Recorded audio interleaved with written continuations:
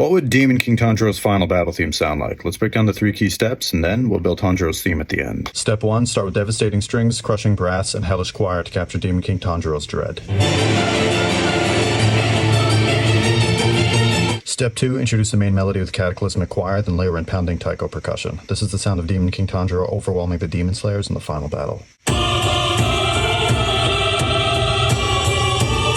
Step 3, bring in tender piano, sad strings, and harp, the desperate, tragic sound of Tanjiro's inner struggle, finally released from Muzan's grip. Put